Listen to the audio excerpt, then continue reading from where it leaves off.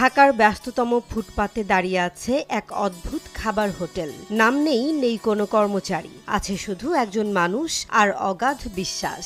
তাই স্থানীয়দের কাছে এই হোটেলটি ওয়ান ম্যান হোটেল নামেই পরিচিত। গরু দিয়ে 100, মুরগি দিয়ে 80, ডিম দিয়ে 60 আর সবজি দিয়ে 40। ভাত যেদূর খাইতে পারেন আনলিমিটেড। 14 বার করে লইয়া খাইলেও না নাই। এটা শুধু হোটেল নয়, বরং এক ব্যতিক্রমী দর্শনের নাম। এই হোটেলে নেই কাউন্টার, নেই ক্যাশিয়ার, নেই ওয়েটার। খাবার পরিবেশন থেকে বিল আদায় সবই চলছে সম্পূর্ণ আত্মবিশ্বাস আর মানুষের প্রতি বিশ্বাসের ওপর ভর করে। এখানে কম টাকায় খাবার পাওয়া যায়, নিজে হাতে তুইলে আমরা আমাদের ইচ্ছা মতন খাই, এই আর কি। হোটেল মালিক মিজান হোসেন বললেন, একজন কর্মচারী রাখলে তাকে দিতে হয় অন্তত 600 টাকা, দুজন রাখলে 1200 টাকা। বলেন তিনি একাই রান্না সহ হোটেলের যাবতীয় কাজ করেন। এখানে মানুষ নিজের হাতে খাবার তুলে খায়, খাওয়ার পর বিল রেখে যান নির্ধারিত স্থানে।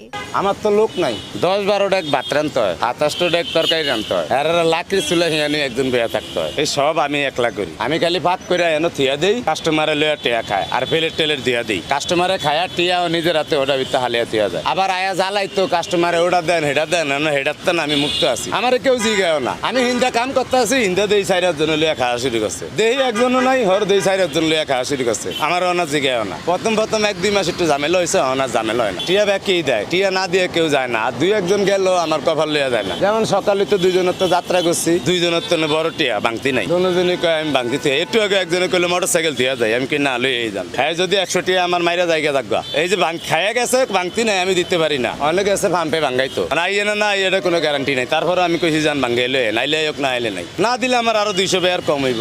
এই তো আমি তো আর মরে যাবো না। প্রতিদিন মনে করেন যে এখানে আমার হোটেল দিয়ে 1000-1500, রিস্কার গ্যারেজের কাম করি 2700, এবার 2000 টাকার মতো হয় আমার। খাবারের মেনুতে আছে ভাত, মাংস, ডিম, মাছ ও যত ইচ্ছা ঝোল। তবে এখানে নিয়ম একটাই, খাবার নষ্ট করা যাবে না। খেতে পারো যত খুশি, কিন্তু ভাত যেন নষ্ট না হয়। 100 টাকার প্যাকেজ খাবার আমি চিন্তা করলাম তাহলে একদিন খাইয়ে দেখি। এই আজকে প্রথম খাইতে আসলাম। গরুর মাংস নিছি, আলহামদুলিল্লাহ খাবারের মান, ঘরোয়া পরিবেশ আছে, ভালো আছে। প্রতিদিন গড়ে অন্তত 350 মানুষ খায় এখানে। আর মিজান হোসেনের বিশ্বাস, মানুষ শুধু খায় না, সে নিজের দায়িত্বও বোঝে। বাজার থেকে শুরু করে পানি আনাতে শুরু করে সবে আমার আনতে হয়। পানি 1 কিলোমিটার দূরত্ব না আনতে হয় বেন করে।